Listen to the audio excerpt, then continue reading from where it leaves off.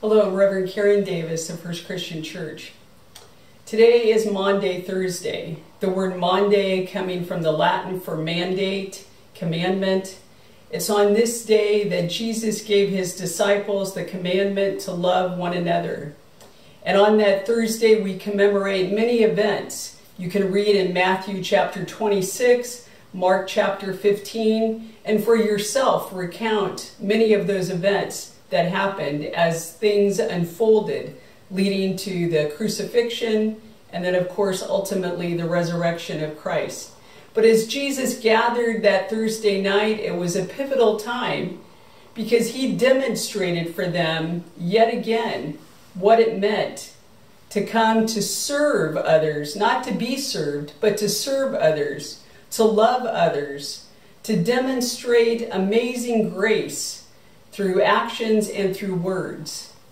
One of the most significant events that night that is significant to us as a faith community is it was that night as he was gathering with them in the upper room to share the Passover meal that he broke the bread and gave them words that we call the words of institution.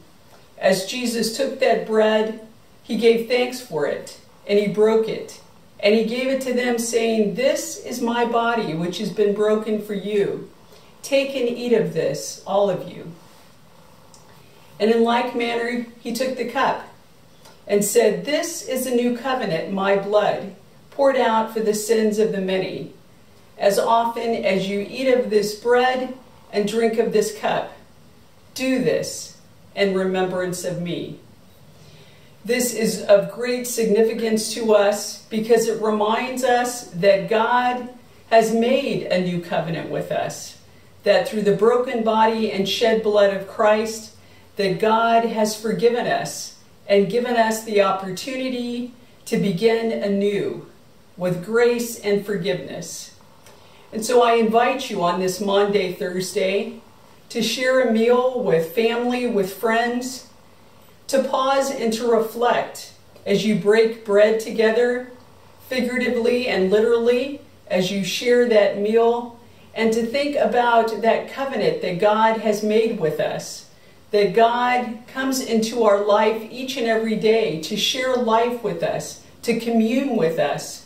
And in the midst of that, we can rejoice and give thanks for this covenant that God has made with us, to forgive us, to renew us, so that we might have life anew through Jesus the Christ. May you continue to give thanks for God's grace and God's goodness, and may you find ways to live out your portion of the covenant by loving others as God has loved us. May you fulfill that commandment that Jesus gave to his disciples, to love one another even as you have been loved. Remember that God loves you and forgives you. Go forth with God's peace.